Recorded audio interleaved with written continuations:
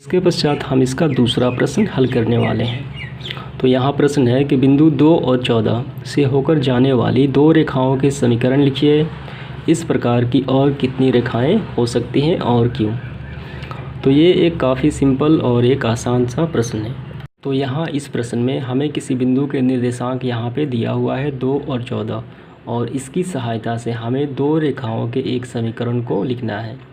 तो हमें सबसे पहले मानना पड़ेगा कि माना बिंदु बराबर a तथा इसके निर्देशांक बराबर x बराबर 2 और y बराबर 14। तो ये जो निर्देशांक दिया गया है ये प्रथम होता है x का मान और ये लास्ट वाला होता है y का मान, और हमने इस बिंदु को मान लिया है a। तो इस प्रकार a के निर्देशांक हो गए 2 और 14 और इसकी सहायता से हम एक समीकरण को तैयार करेंगे। तो दिया गया बिंदु बराबर a और इसके निर्देशांक 2 और 14। तो यहाँ पे प्रथम समीकरण बराबर, तो पहला समीकरण बनाया जाए तो बनाइए। चलिए x प्लस वाई बराबर 16। तो ये बन गया पहला समीकरण। कैसे बना, तो यहाँ देखिए x के बराबर कितना है 2 और y बराबर कितना है 14। 2 और 14 कितने हो गए 16। LHS बराबर RHS, यानी एक समीकरण तैयार हो गया इस निर्देशांक के। अब दूसरा समीकरण बनाया जाए तो आप इस प्रकार से कई भी समीकरण बना सकते हैं, बहुत सारे समीकरण बना सकते हैं। चलिए x माइनस वाई बराबर माइनस का 12। x के स्थान पे कितना है 2 माइनस y के स्थान पे कितना है 14। 2 में से 14 घटे तो कितना हो जाएगा माइनस का 12। तो ये एक और समीकरण बन गया। अब इसके बाद चलिए एक और समीकरण बना देते हैं, 3 समीकरण।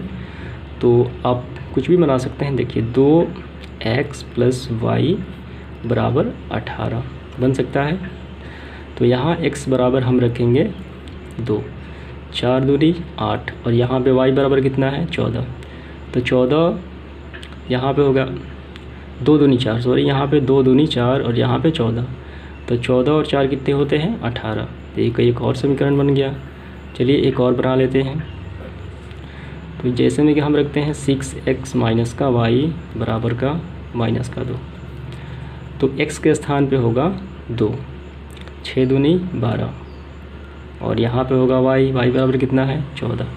तो 12 में से 14 घटें तो कितना होगा माइनस का 2, यानी LHS बराबर RHS, LHS बराबर RHS, LHS बराबर RHS।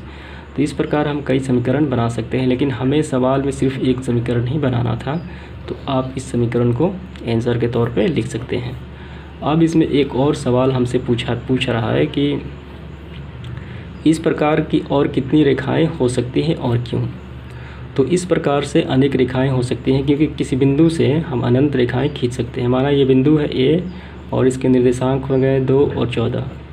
तो इस बिंदु से हम अनेक रेखाएं, इस प्रकार से अनेक रेखाएं खींच सकते हैं और प्रत्येक रेखाएं के क्या होंगे एक समीकरण होंगे। तो यहाँ पर हम लिखेंगे कि दिए गए बिंदु से अनंत रेखाएं खींची जा सकती हैं।